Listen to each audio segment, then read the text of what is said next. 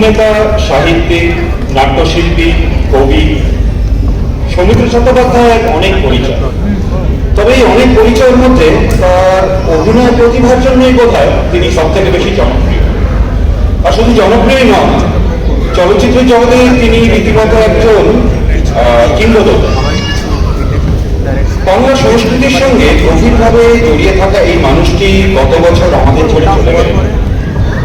তাই প্রভাত প্রতিম এই শিল্পের প্রতি, জীবনের প্রতি শ্রদ্ধা জ্ঞাপন করেই আজকে আমাদের এই অনুষ্ঠান। সৌমিত্র চট্টোপাধ্যায়কে আমি প্রথম দেখি 1986 সালে টিভি পর্দায় সোনার কেল্লা ছবিতে। ফেলুদার কয়েকটা গল্প তার আগে পড়া ছিল, আর মনে মনে ফেলুদার একটা ছবি কল্পনা করেছিল। সিনেমা শেষ হওয়ার আগেই কখন যে সৌমিত্র চট্টোপাধ্যায় আমার মনে ফেলুদার সঙ্গে একাত্ম হয়ে গেল সেটা ধরতে পারলাম না। পরবর্তীকালে তার প্রচুর ছবি দেখেছি, তার অভিনীত বহু চরিত্রের সঙ্গে একাত্ম বোধ করেছি, কিন্তু ওই ফেলুদার সঙ্গে সৌমিত্র চট্টোপাধ্যায়ের যে অদ্ভুত যোগাযোগ তা এখন আমার এ বিষয়ে আমার ব্যক্তিগত একটি অভিজ্ঞতার কথা বলি। 1993 সালে কিছু অদ্ভুত যোগাযোগের ফলে আমি সত্যজিৎ পুত্র শ্রী সন্দীপ রায়ের একটি ছবিতে কাজ করার সুযোগ। ছবির নাম উত্তরণ। আর ঘটনাচক্রে সেই ছবিতে প্রধান ভূমিকায় অভিনয় ছিলেন স্বয়ং সৌমিত্র চট্টোপাধ্যায়। ফেলুদার সঙ্গে অভিনয় করব, তার সঙ্গে রোজ দেখা হবে, কথা হবে, বুঝতেই পারছেন আমার মনের অবস্থা। শুটিং এর শুরুতে আউটডোরের গন্ডগোলে আর হট্টগোলে কিছুতেই তার সঙ্গে কথা বলে উঠতে পারলাম না। সেই দুঃখ বুঝলো যখন ইনডোরে শুটিং শুরু হলো।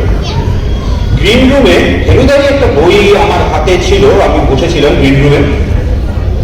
সেটা দেখে তিনি নিজেই জিজ্ঞেস করলেন, তুমি বুঝি তো ফেলুদার ভক্ত? লজ্জার কুণ্ঠ কাটিয়ে বলেই ফেললাম যে শুধু ফেলুদা নয়, ফেলুদা বেশি সৌমিত্র চট্টোপাধ্যায়েরও বেজায় ভক্ত। প্রাণ খোলা হাসিতে সেই যে সম্পর্কটাকে সহজ করে নিলেন, তার জের চলেছিল একেবারে শুটিং এর শেষ পর্যন্ত। আমার বায়নাটাই বোধহয় অতিষ্ঠ হয়ে শেষ পর্যন্ত প্রদোষচন্দ্র মিত্রের নামে একটা অটোগ্রাফও দিয়েছিলেন আমাকে। সেই কাগজের টুকরোটা আজ আমি সুযোগে রেখেছি। সোনার কেল্লা আর জয় বাবা ফেলুদাদের শুটিং এর অজস্র গল্প শুনেছি তখন তার কাছে। আর কাজের সময় দেখেছি অভিনয় তার মুন্সিয়ানা। তার আর বাবুদা মানে সন্দীপ রায়ের কল্যাণে জীবনের প্রথমবার ক্যামেরার সামনে দাঁড়ানোর কঠিন পরীক্ষায় খুব সহজেই উঠে গেছিলেন। ছোটদের খুব সহজে আপন করে নিয়ে তাদের দিয়ে চমৎকার কাজ করিয়ে নিতে পারতেন বলে সত্যজিৎ রায়ের বিশেষ সুনাম ছিল। আমি লক্ষ্য করলাম তার মানসপুত্র সৌমিত্র চট্টোপাধ্যায়েরও এই গুণ যথেষ্ট। এবার সৌমিত্র চট্টোপাধ্যায়ের বিভিন্ন সিনেমা আপনারা সবাই নিশ্চয়ই একাধিকবার দেখেছেন, এবং পরিচালক সত্যজিৎ রায়ের সঙ্গে তার যে বিশেষ সম্পর্ক সে বিষয়েও আপনারা প্রচুর জানেন। তাই সেই বিষয়ে আমি বিশেষ কথা বাড়াবো। তবে এটা বলতেই হয় যে সিনেমার পাশাপাশি এই মানুষটা একটানা নাটকের মঞ্চে কাজ করে গেছেন অভিনেতা এবং নাট্যকার হিসেবে। সেই সঙ্গে একটানা লিখেছেন কবিতা, প্রবন্ধ, নাটক। বাংলা চলচ্চিত্র, সাহিত্য আর নাটকের জগতে তার অবাধ বিচরণের জন্য তিনি বহুবার পুরস্কৃত হয়েছেন, যার মধ্যে উল্লেখযোগ্য হল পদ্মভূষণ, চলচ্চিত্রে জাতীয় পুরস্কার এবং অবশ্যই ভারতীয় সিনেমার শ্রেষ্ঠ পুরস্কার দাদা সাহেব ফালকে। মানসপিতা সত্যজিতের ঠিক 30 বছর পর তারই অনুসরণে তিনি ভূষিত হন ফরাসি সরকারের শ্রেষ্ঠ নাগরিক সম্মান লিজিও d'Honneur। বহুমুখী প্রতিভার অধিকারী এই মানুষটি আজ আমাদের মধ্যে নেই, কিন্তু তার কাজের মাধ্যমে, তার সৃষ্টির মাধ্যমে তিনি চিরকালই আমাদের মনে থাকবেন। তাই আজকে আমাদের এই অনুষ্ঠান তার জীবনকে উদযাপন করারই এক প্রয়াস। অপুর সংসার থেকে শুরু করে বেলা শেষে অবধি তার যে অভিযান, বাঙালি দর্শকের মনে তার সম্বন্ধে যে চিরন্তন রোম্যান্টিসিজম, তারই খানিকটা নির্যাস আমরা আমাদের এই অনুষ্ঠানে আপনাদের সামনে তুলে ধরতে চাই।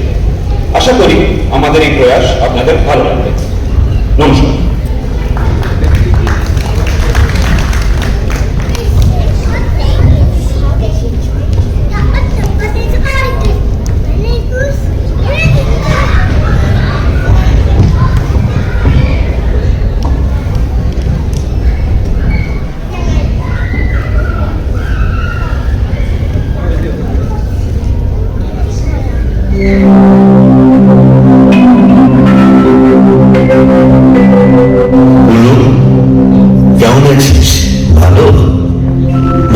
তাড়াতাড়ি নিভে যাচ্ছে এই কলমের আলো, মাঘ কুয়াশার চিল ঝাপসা হচ্ছে অক্ষর।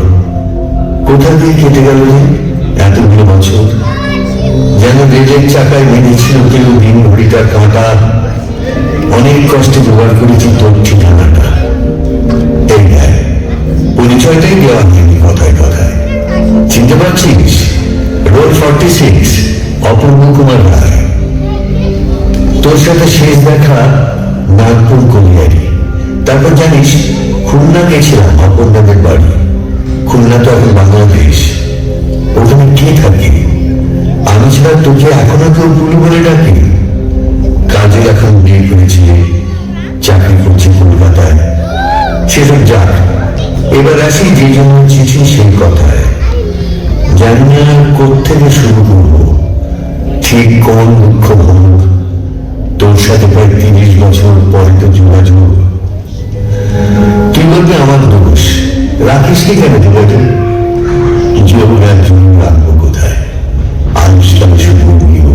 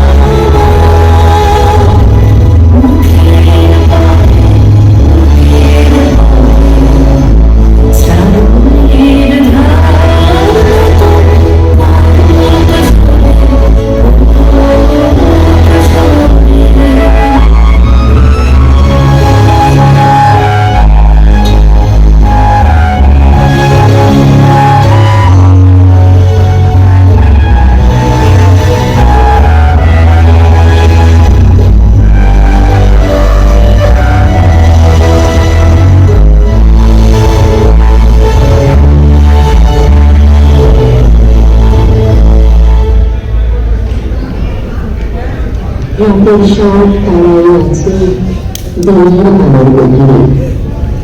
সৌমিত্র চ্যাটার্জির অদ্ভুত ক্ষমতা চলচ্চিত্রের কয়েক মুহূর্তে আমাদের সকলকে ভাসিয়ে নিয়ে যাওয়া কল্পনার অদ্ভুত জগতে। তার সেই আবেগপূর্ণ বিকাশের প্রবৃত্তিকে এবার আমাদের স্মরণে।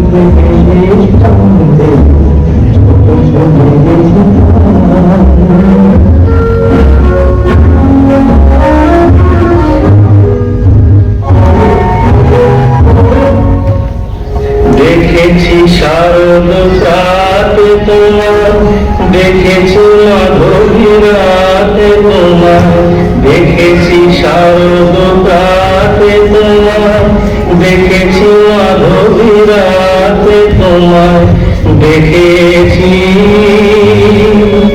হৃদয় মাঝারে তোমায় দেখেছি।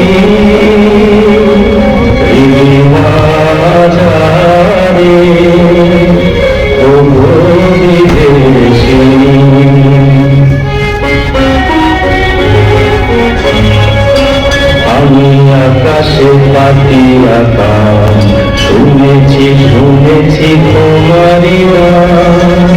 আমি আকাশে পাখি আঁকা শুনেছি শুনেছি তোমারি গান।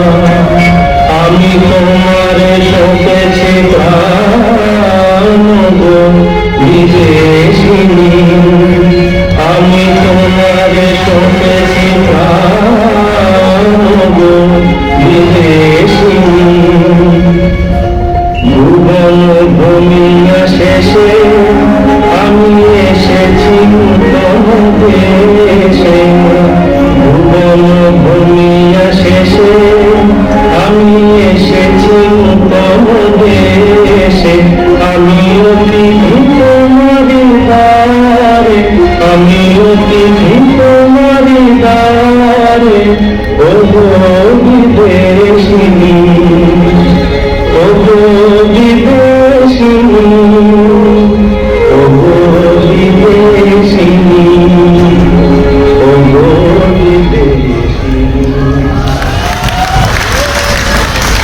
কল্পনার জগৎ নিয়ে কথা বলি, তবে সৌমিত্র চ্যাটার্জির কৌতুকপূর্ণ চরিত্রগুলো কিন্তু একেবারে ভোলার মতো নয়। আজ থেকে আসি সবাই যে মাতিয়ে রেখেছিলেন তিনি।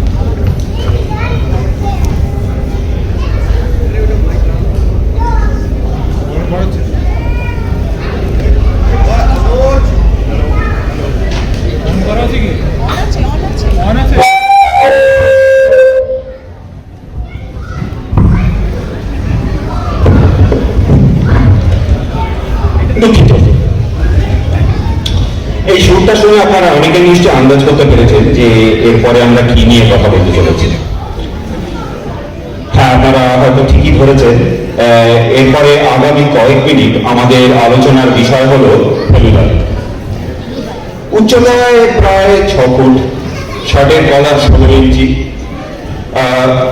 তীক্ষ্ণ দৃষ্টি আর ধুরন্ধর মগজাস্ত্রের অধিকারী এই আধুনিক কালের বাঙালি গোয়েন্দাটি যে আমার অত্যন্ত প্রিয় চরিত্র, সে কথা তো আগেই বলেছি। আর এও বলেছি যে অন্তত আমার কাছে মানেই সৌমিত্র চট্টোপাধ্যায়, আর সৌমিত্র চট্টোপাধ্যায় মানেই ফেলুদা। তাই তার স্মৃতিচারণে ফেলুদার সম্বন্ধে খানিকটা সময় তো দিতেই হবে।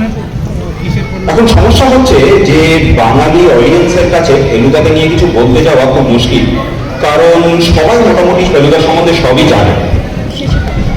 তাই আমি এরপরে খানিকক্ষণ ফেলুদা সম্বন্ধে যে সমস্ত তথ্য আপনাদের দিতে চলেছি তার কিছু বা পুরোটাই যদি কমান পড়ে যায় তাহলে দয়া করে আমার অপরাধ নেবেন না।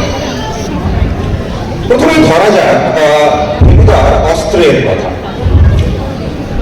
ফেলুদা সিরিজের অ্যাডভেঞ্চারে আপনারা সবাই নিশ্চয়ই ফেলুদার নির্ভরযোগ্য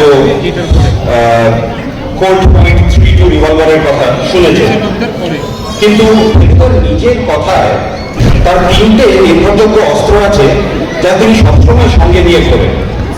আপনারা কি কেউ বলতে পারবেন সেই 3টে কি?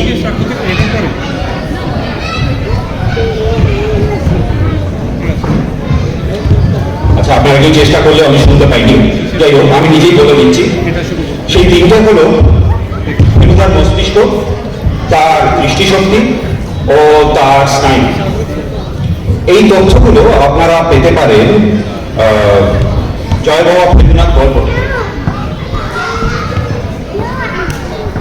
স্বয়ং সত্যজিৎ রায় বলেছিলেন যে শার্লক হোমসের আদর্শেই তিনি ফেলুদার চরিত্রটি গড়ে তুলেছেন এবং ফেলুদার গল্পে একাধিকতার উল্লেখও আছে।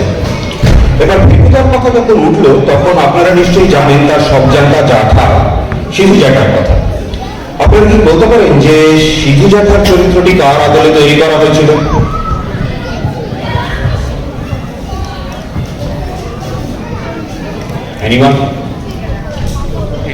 বেশ, সিধু জ্যাঠার চরিত্রটি তৈরি করা হয়েছিল শার্লক হোমসের দাদা মাইক্রফট হোমসের আদলে।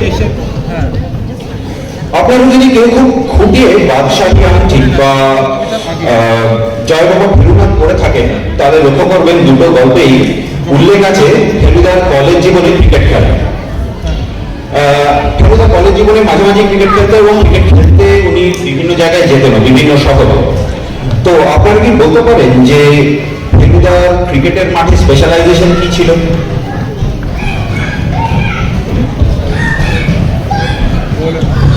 বেশ, ফেলুদা ছিল স্লো স্পিন বোলার। বেশ, এবার র্যাপিড ফায়ার রাউন্ডের মতো ফেলুদা সম্বন্ধে কিছু চমকপ্রদ তথ্য দেওয়া যাবে আপনাদের। ফেলুদা দু হাতেই সমানভাবে লিখতে পারেন। মাত্র 3 মাস বন্দুক চালানো শিখেই তিনি অল ইন্ডিয়া রাইফেল কম্পিটিশনে প্রথম পুরস্কার পান। তার সবচেয়ে প্রিয় বাংলা বই হল বিভূতিভূষণ বন্দ্যোপাধ্যায়ের আরণ্য। এই সঙ্গে তিনি জিম কর্বেট ও কেনেথ অ্যান্ডারসনের লেখারও সমান গুণগ্রাহী। আর বম্বাইয়ের বম্বেটে গল্পে আমরা জানতে পারি যে ফেলুদা গোয়েন্দাগিরির পাশাপাশি প্রফেশনালি 2টো ইংরেজি ভ্রমণ কাহিনী অনুবাদ করেছেন এবং সেগুলো শিগগিরই ছাপা হতে চলেছে। সত্যজিৎ রায়ের ফিল্ম জীবন যে ফেলুদার সঙ্গে এবং ফেলুদার গল্পের সঙ্গে ওতপ্রোত জড়িত, গল্পে তার বেশ কয়েকটি উদাহরণ পাওয়া যায়। যেমন সত্যজিৎ রায় সিকিম সম্বন্ধে তার বিখ্যাত তথ্যচিত্রটি করার পরেই লেখেন ফেলুদার গোয়েন্দা কাহিনী গ্যাংটকে গন্ডগোল। গুটিবাই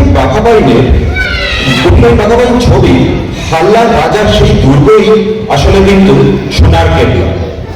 আর সেই একই সিনেমার বরফে ঢাকা ঝুন্ডি হল সিমলার কুফরি অঞ্চল, যা পরবর্তীকালে হয়ে ওঠে বাক্সরস রহস্যের দুর্ধর্ষ ক্লাইম্যাক্সের পটভূমি। ফেলুদা, তোপসে আর জটায়ুকে নিয়ে সত্যজিৎ রায় তো বহুদিন আগেই বিদায় নিয়েছেন। এবার সত্যজিতের ফেলুদাও চলে গেলেন তার অজস্র ভক্তকে বিদায় জানিয়ে। তবে বিদায় জানিয়েও হয়নি সে বিদায়। তুমি রবে নীরবে আমাদের সবার মাঝে।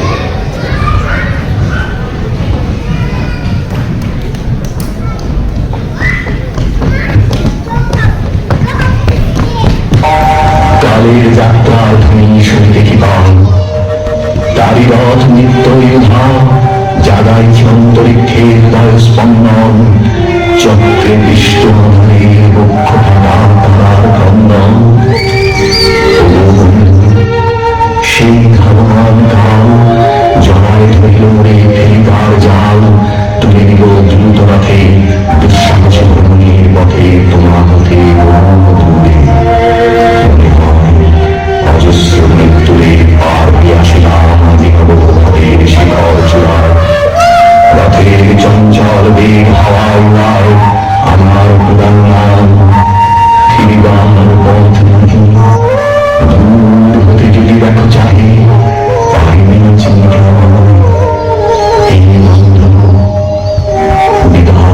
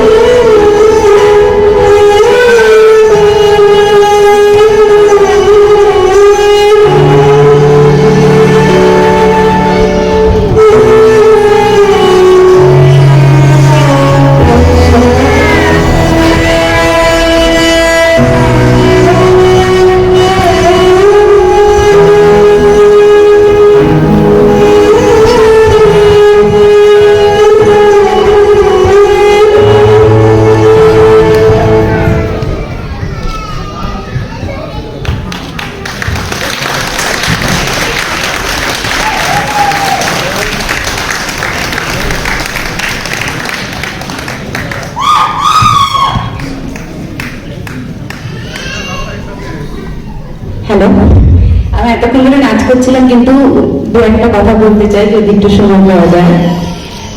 এই পারফরমেন্সটার কোরিওগ্রাফি আমি করেছি ঠিকই, এটা আপনার conceptualise by Moumita Pal confuse না হয়ে যাওয়ার জন্য। কিন্তু this is the only dance performance যেটার আজ অব্দি রিহার্সাল একসাথে এতজন আমরা করিনি। এটা আজকেই প্রথম হলো অন স্টেজ, বিকজ আমাদের সময়টা ঠিক ম্যাচ করে উঠতে পারছিল না সকলে। তো this is the first time everyone has come together. আর অসংখ্য ধন্যবাদ, মানে আমি কি বলবো, thank you so much, thank you so much. খুব খুব খুব আনন্দ হলো প্রথম বছর সুজনের পুজোতে পার্টিসিপেট করতে পেরে। Thank you Moumita di, thank you Indrada, thank you সকলকে, সব বাচ্চাদেরকে, সবাইকে এত সুন্দর অনুষ্ঠান আর এত সুন্দর পূজা আয়োজন করার জন্য। Thank you so much. আমি একটু পরিচয় পর্বটা করিয়ে দিই সকলের সাথে। নাম নিয়ে একদম আর একটুখানি তালির আওয়াজটা শুনতে চাই, কতটা ভালো হলো নাচটা। সবাই চেনে না আমার না, আমি তো শুনি। শ্রেয়সী সৌমদীপ্ত পরপোষ শান্তনু শুভাশিস বলো। আর সবার শেষে মৌমিতা দা। একটু জোরে হাততালি হয়ে যাক সকলের জন্য। For the first time they rehearse here and they are performing here. Thank you.